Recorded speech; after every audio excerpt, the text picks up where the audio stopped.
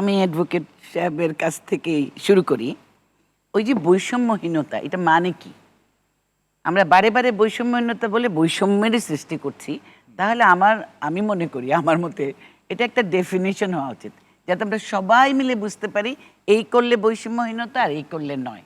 একটা যার সংজ্ঞা ফলে- ঠিক করে দেওয়া উচিত। সংজ্ঞা ঠিক করা, যার ফলে অ্যাকাউন্টেবিলিটি নিশ্চিত করা যায়। আদারওয়াইজ এখন ভীষণ বিরাট একটা ব্যাপার। এই সব কথা শুনে তো আসলে মনে হয় এত সমস্যাগুলো বড় হয়ে যাচ্ছে, এভরিডে বাড়ছে না, 6 মাস 7 মাস। তাহলে কি করা উচিত এই মুহূর্তে? আমার কাছে দুটো কথা মনে হলো এই কথা শুনে শুনে। জি, একটা হতে পারে, আমাদের যারা এখন আছেন সিদ্ধান্ত গ্রহণ করছেন, তৈরি করছেন পলিসিস, তাদের একটা যোগাযোগ, ডাইরেক্ট যোগাযোগ করতে হবে তৃণমূলের সাথে, মানুষের সাথে।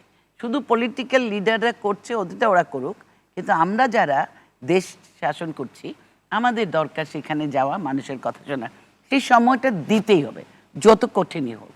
সেখানে ডক্টর স্নিগ্ধা বলেছেন যে একজনে 5টা মন্ত্রণালয় রাখার পরে লোক নেন আপনি, যারা নিয়ে কাজগুলো করে আপনাকে দিতে পারবে।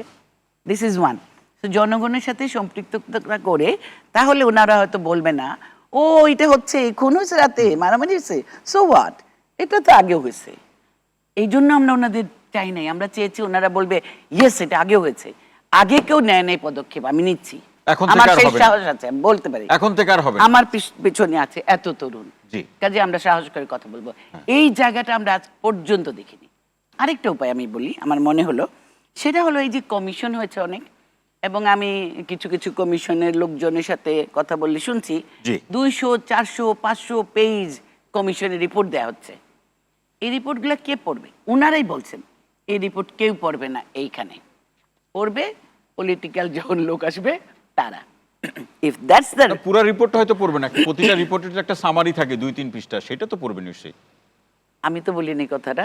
আচ্ছা, যারা রিপোর্ট লিখে দেন, আমি জিজ্ঞেস করেছিলাম যে রিপোর্টটা কিভাবে এটাকে অ্যাক্টিভেট কি করবেন, ইমপ্লিমেন্টেশন যেতে হবে না। আমি ভাই হাতের কাজের মানুষ, আমি যেটাই দেখি আমার মনে কি করে হাতে দিয়ে মানুষ কাজ করবে। তখন ওনারা বলেছেন এইটা এরা কিছু দেখবে না, ওটা পলিটিক্যাল যখন গ্রুপ আসবে দেখবে।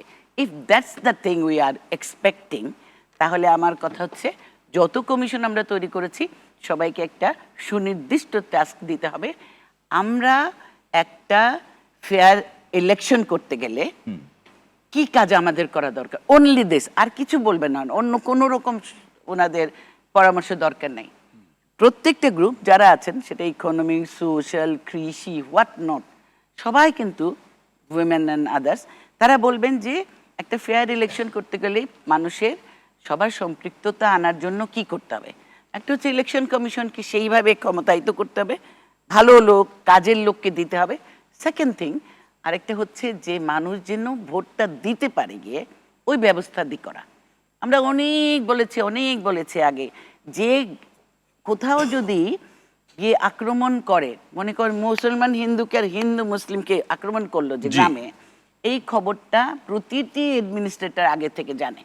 দুজন মানুষকে মারলে ওরা জানতে পারে, 1000 লোক গিয়ে আক্রমণ করছে, এটা জানবে না, একটা কথা হলো। তাহলে অ্যাডমিনিস্ট্রেশন যদি সজাগ হয়, ওই জায়গার সে নিরাপত্তা বিধান করতে পারত, তাহলে আসলে এই কোনো রকমই এই মামলাগুলো হতো না। আর এটা তো নট বিকজ একজন আরেকজনকে দেখতে পায় না, তা না, কারো সম্পদ, এই কারো জায়গাতে জমি শিবা, আমি জমিয়ে- যাবো একটি আপনার আলোচনার সূত্র ধরে। আমরা আপনার কথা শুনতে শুনতে আমার কাছে মনে হলো এই প্রশ্নটি রাখি যে প্রশাসন কিংবা আইন শৃঙ্খলা বাহিনীর তারা যেভাবে পদক্ষেপগুলো গ্রহণ করছে, সিদ্ধান্তগুলো গ্রহণ করছে এবং তাদের যে তৎপরতা, সেটি দেখে আপনার কাছে কি মনে হয় তারা নতুন এক বাস্তবতার অপেক্ষা করছে? আচ্ছা, আসছি এটাতে। জি। তার আগে শুধু এটা শেষ করি। একসময় আমরা খুব ভালো ইলেকশন এই দেশেও হয়েছিল, এবং নারীরা, অধিক সংখ্যক নারীরা ইলেকশনে গিয়ে ভোট দিয়েছিলেন। তখন ইলেকশন একটা এডুকেশন হয়েছিল, বাড়িতে বাড়িতে, পথে ঘাটে, তৃণমূলেও। এই ইলেকশনের যে আমার ভোট আমি দেব, যাকে ইচ্ছা তাকে দেব, এই জায়গায় কিন্তু ফিরে যেতেই হবে। যখন মানুষ এই সাহসটা আনতে পারবে, আমার ভোট আমি দেব, আমি ভোট দিতে গেলে আমার দরজায় কেউ তালা দিয়ে চলে যাবে না, আর পুলিশ প্রশাসন কেউ দেখবে না, এইরকম ব্যবস্থা হবে না। জি। এই বিশ্বাসটা আনার জন্য বোধহয় এই যে অন্তরিম সরকারের কাজটা, মেইন কাজটা, মানুষের মধ্যে ভরসা বিশ্বাস নিয়ে আসা, সেই জন্য সেই রকম লোকবল তৈরি করা।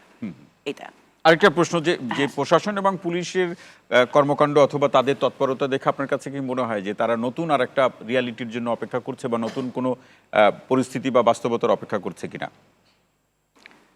কে কিসের জন্য অপেক্ষা করছে ওটা বলা কঠিন, তবে ওদের কর্ম তৎপরতা, আমরা যখন মাঠেও যাচ্ছি, মফস্বল শহরেও যাচ্ছি, মনে হয় কিছু নড়ে চড়ে না, নড়ে চলছে চড়ে না। যা চলছেই একটা ব্যাপার।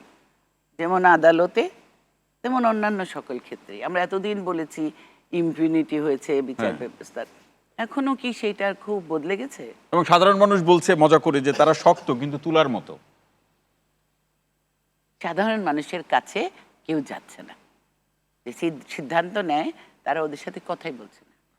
এইখানে আমাদের কাজটা বাড়াতেই হবে, ওখানে যেতেই হবে, ওখানে যেতে হবে। এইখানে এছাড়া কোনো উপায় এর কোনো বিকল্প যে আপনি দেখছেন আন্দোলন না? করে আমরা এসেছি, সাধারণ মানুষের আন্দোলন এটা, তাইলে কি দেশ চেয়েছি আমরা সেই সাধারণ মানুষরা, ওইখানে যেতেই হবে। ওখানে যেতে সেখান হবে। থেকে 5টা পয়েন্ট আমি আনি, যে এই 5টা জিনিস করলে আমরা আপাতত খুশি হবো, সব লাগবে না, ফাইন, 5টা কি 3টা, আপনি ওই বলছেন 5টা 3টা পয়েন্ট নিয়ে আসি।